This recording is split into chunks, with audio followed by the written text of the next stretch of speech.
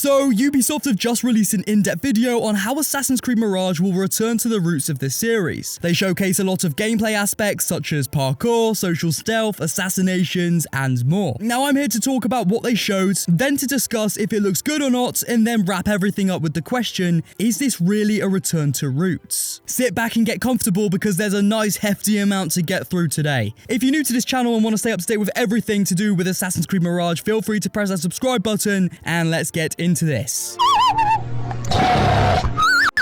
Now, purely from a gameplay perspective, I'm very impressed with what I see. This really does seem like a blend between the old and the new. We've got social stealth making a return that we haven't had properly since the Ezio games. Parkour does seem to be an upgrade from Valhalla, which is a good sign. And the overall focus on stealth takes it back to the more assassin fantasy rather than what we've had in later games. So on surface value, what we're seeing does look good. And I hope it plays as good as it looks. When it comes to running and parkour, it seems that Basim does have more of a jumping distance, he is faster, you will be more agile while climbing through the city, and the city of Baghdad itself is built around parkour. So even though it's built off of the Valhalla parkour system, it's not going to be as bad as that, because they're catering this game towards parkour when it comes to gameplay. Now, I don't think it will feel like Unity's parkour at all, but I think it is possible that it could be just as satisfying, just in a different way. That is just pure speculation based on what I'm seeing though. It seems to me that stealth is pretty much the same as what we had in the last few games, so I'm hoping the AI is going to be a lot more smarter than it was in Valhalla, but it does seem that overall the developers have just upgraded everything from Valhalla, and it looks like they're trying to make Mirage stand on its own 2 feet. So I do think it will be a lot better when it comes to gameplay, just completely overall for Mirage, than it was with Odyssey, Valhalla, and Origins. And we also have a few welcome additions to gameplay that we haven't seen in prior games, such as when you're flying the Eagle drone mechanic, you can get shot down by guards. That's innovation. That's what I like to see, and I hope they do that stuff well. So to reiterate, purely from a gameplay perspective, I really do like what I see, and I do think purely from that standpoint, I will enjoy the game, and I might even praise it for its gameplay. However, I do have some worries, and I wish I didn't have to say that, but I have to speak my mind. Now, before I get into that, if you guys have your own thoughts, let me know below in the comments about gameplay, because I need your guys' opinions as well. I need to hear what you guys have to say. Okay, so my main worry with this is that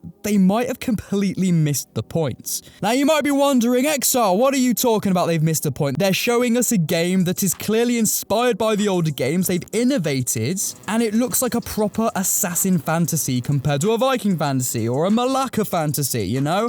It's doing what it says on the tin. It's a return to roots. From a visual standpoint, yes, it is a return to roots, but Assassin's Creed was never a series that inspired and stole our hearts purely based off of aesthetic. Assassin's Creed started as a series of games that revolve around an underground war fought by 2 perplexing factions, blurring the lines between good and evil. This was topped off by an overarching sci-fi mystery that left more questions than answers. Sure, real and fictitious history was always present, but it was a backdrop chosen by the writers and developers in order to create the best Assassin versus Templar story possible. Later games such as Odyssey and Valhalla kind of almost flipped this, now giving history the lead and pushing the Assassin Templar story into the background. The Assassin versus Templar story was also the perfect means to pose a myriad of philosophical questions, such as free will, what is reality, and what does it truly mean to fight the fights that we do. And now all of the above mentioned was elevated by the fact that the historical setting was a digital simulation, again blurring the lines between reality. Of course, the modern day in AC did a lot more than that, but I don't want this video to go on for hours. Now, I know this isn't new information to a lot of you watching, but it's definitely worth mentioning because whether the writers of Mirage succeed in understanding the true DNA of Assassin's Creed or not might dictate the game's most prevalent aspect, the story. And a game's story can completely alter the way a player views the gameplay. Context is everything. So far, this video from Ubisoft is telling me that they have decided to make the player wear a hood and climb around a lot more while stabbing the local baddie. Okay, great. I love that. But why am I doing all of this? Because Ubisoft says that's what assassins do, so fuck it? Or are we fighting for a purpose? Ubisoft says that they are paying a true homage to Assassin's Creed 1, so okay, where is the philosophical back and forth between mentor and assassin?